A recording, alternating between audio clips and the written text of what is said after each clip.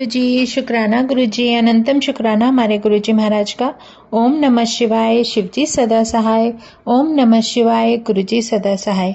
शुक्राना अनंतम शुक्राना। अब है चतुर्थ कोटि शतरुद्र संहिता का 15th चैप्टर, द्वितीय मल्लिकार्जुन ज्योतिर्लिंग वर्णन। सूत जी बोलते हैं, अब इसके आगे मल्लिकार्जुन की उत्पत्ति कहता हूँ कि जिसको सुनकर भक्तिमान बुद्धिमान पुरुष संपूर्ण पापों से छूट जाता है। जिसको पूर्व कह दिया है, ऐसे समस्त पापों के नाश करने वाले सुंदर कुमार कार्तिक स्वामी के चरित्र को फिर से वर्णन करता हूँ। जिस समय पार्वती के पुत्र तथा तारक के शत्रु महाबली कुमार पृथ्वी की परिक्रमा करके फिर कैलाश पर्वत को प्राप्त हुए, उस समय देवर्षियों ने उनके समीप आकर अपनी बुद्धि से भ्रम कराकर उनसे गणेश्वर के विवाह आदि का संपूर्ण वृत्तांत कहा। यह वृत्तांत सुनकर वह स्वामी कार्तिक अपने माता पिता के निवारण करने पर भी उन दोनों माता पिता को प्रणाम करके क्रौंच पर्वत को चले गए।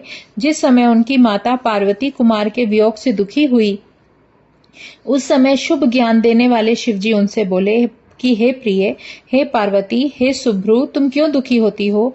दुख मत करो, तुम्हारा पुत्र अवश्य आएगा। तुम कठिन दुख का त्याग करो। जब वह पार्वती उनके कहने से न मानी और अत्यंत दुखी हुई, तब शिवजी ने देवर्षियों को कुमार के समीप भेजा। गणों सहित बुद्धिमान वे देवता तथा ऋषि प्रसन्न होकर कुमार के लाने के अर्थ क्रौंच पर्वत पर गए।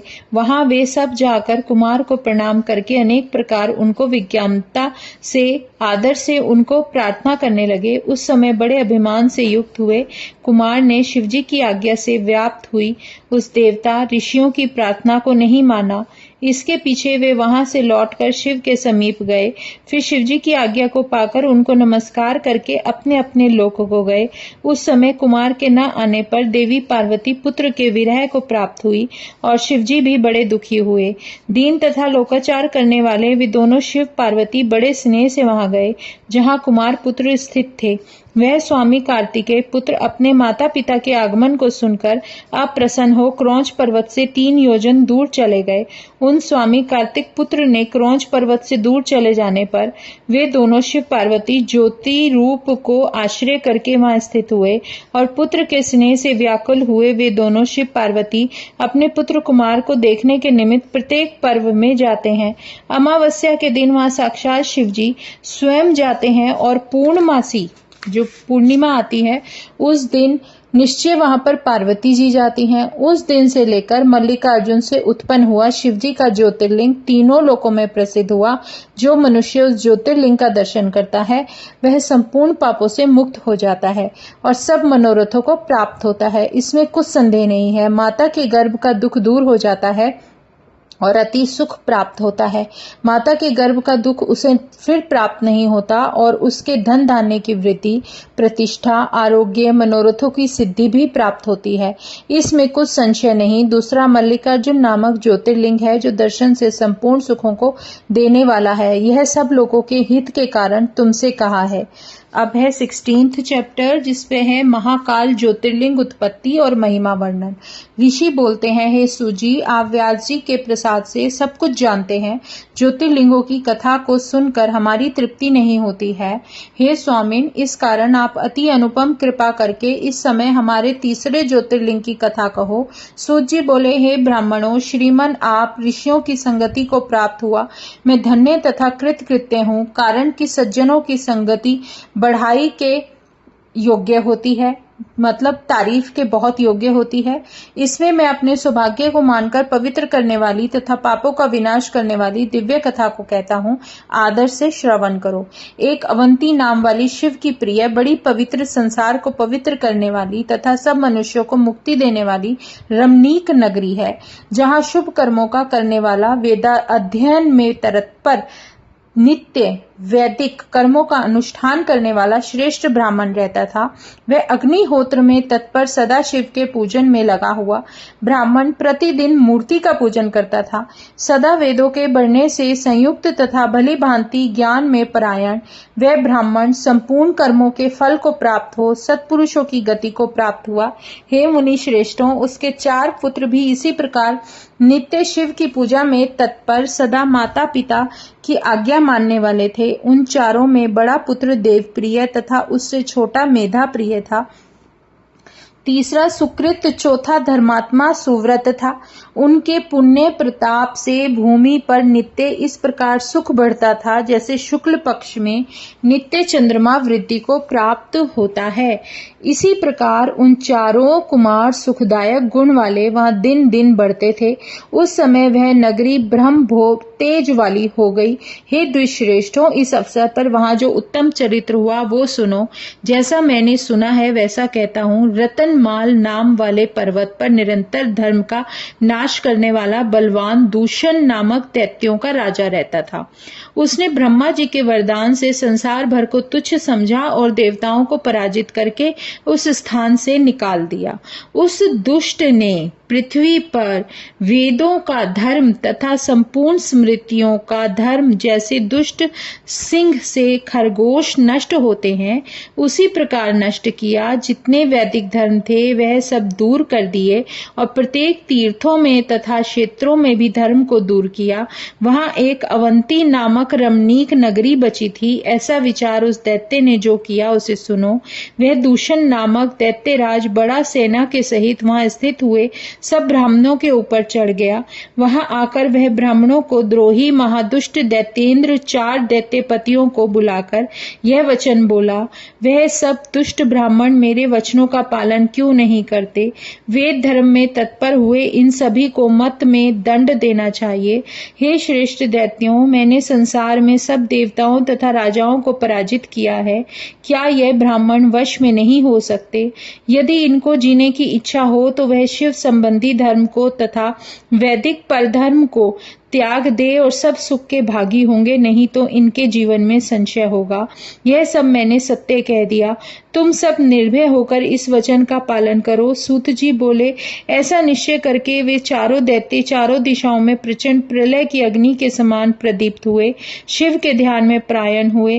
वे ब्राह्मण उन दैत्यों के वैसे उद्यम को सुनकर कुछ भी दुख को प्राप्त नहीं हुए, उस समय धैर्य को प्राप्त हुए। वे ब्राह्मण शिव के परम ध्यान से रेखा मात्र भी ना टले, कारण कि शिव के आगे वे नीच दैत्य क्या वस्तु थे। इसी अवस्था में उन दैत्यों ने वह शुभ नगरी व्याप्त हो गई और उनसे पीड़ित हुए मनुष्य उन ब्राह्मणों के समीप आ गए। लोग बोले, हे स्वामिन, अब क्या करना उचित है? यह दुष्ट आ गए, इनसे पीड़ित हुए हम लोग बहुत आपके समीप आए हैं। सूत जी बोले, उन पुरुषों का वचन सुनकर वे वेद प्रिय सदाशिव में विश्वास करने वाले चारों पुत्र उनसे बोले कि हे लोगों सुनो, हमारे पास दुष्टों को भय देने वाला बल नहीं है तथा वैसे शास्त्र भी नहीं है और ना ही कोई शस्त्र है जिससे उनको निराश करें। सामान्य के भी आश्रित का अपमान निरादर नहीं होता है, फिर सर्व समर्थ शिव के आश्रितों की तो बात ही क्या है। अर्थात शिव के आश्रय में कदापि हमको दुख नहीं होगा। स्वामी शिव जी के इस समय दैत्यों के भय से रक्षा करेंगे, कारण कि संसार में भक्त वत्सल शिव जी के बिना कोई कारण नहीं होता। सूत जी बोले, इस प्रकार वे ब्राह्मण धैर्य को धारण कराकर पार्थिव पूजन कर भली भांति शिव ध्यान में तत्पर हुए। उस समय बलवान दैत्य ने उनको देखा। तब दूषण दैत्य ने यह वचन कहा कि इनको मारो मारो।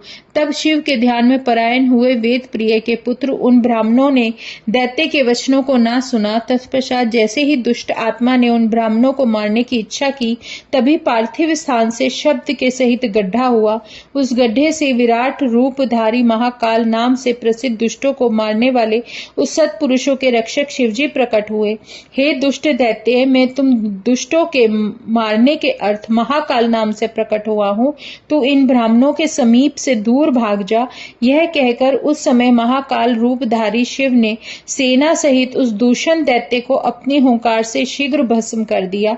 उस परमात्मा शिव ने कुछ एक सेना मारी तथा कुछ स्वयं भाग गई तथा दुष्ट दूषण को मारा। जिस प्रकार सूर्य को देखकर चारों ओर से अंधकार नाश को प्राप्त होता है, उसी प्रकार शिवजी को देखकर वह सेना नष्ट हुई। उस समय देवताओं की दुदुम्भी बजी तथा पुष्पों की वर्षा हुई। संपूर्ण ब्रह्मा विष्णु आदि देवता वहां प्राप्त हुए।